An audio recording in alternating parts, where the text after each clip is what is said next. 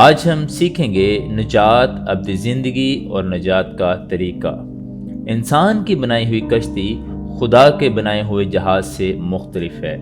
ایک آدمی کے پاس چھوٹی کشتی تھی جو اس نے خود بنائی تھی۔ ایک دن اس نے وسیع سمندر پر ایک لمبا سفر کیا۔ جلد ہی اسے ایک طوفان کا سامنا کرنا پڑا جس نے چھوٹی کشتی کو جلد ہی تباہ کر دیا۔ یہ خراب موسم کے لیے نہیں بنائی گئی تھی۔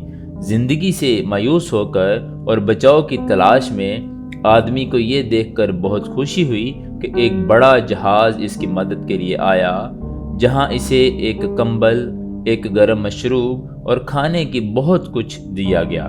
سب سے زیادہ اب وہ محفوظ تھا۔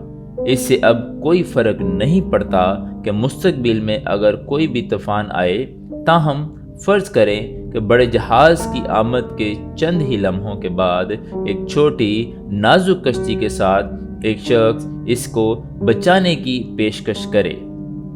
اب وہ آدمی بڑے جہاز کو چھوٹی نازک کشتی کے لیے چھوڑ دے گا؟ یقیناً نہیں۔ اب حفاظت کی مزید ضرورت نہیں اور بڑے جہاز کو چھوڑ کر چھوٹے جہاز کی حفاظت قبول کرنا ایک احمقانہ فیصلہ ہوگا۔ نتیجہ یہ کہانی یسوع کی نجات دہائی کی پیشکش کا انسانی خود سانحہ منصوبہ سے موازنہ کرتی ہے کہ کامل اور واحد نجات کے طور پر یسوع بنی نوع انسان کو جنت بہشت کا راستہ مہیا کرتے ہیں۔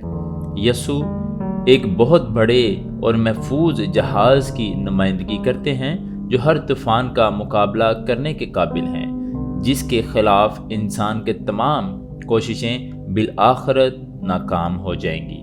خود پر بھروسہ کرنے والے فنا ہو جائیں گے۔ یسوع المسیح ہی بنی نوع انسان کے لیے واحد حقیقی مضبوط اور ابدی نجات ہیں۔ ہماری مزید ویڈیو دیکھنے کے لیے ہمارے یوٹیوب چینل اور فیس بک کو دیکھیں اور اپنی غلط فہمی دور کرنے کے لیے ہمارے اس جی میل اور ہمارے اس واٹس ایپ نمبر پہ رابطہ کریں۔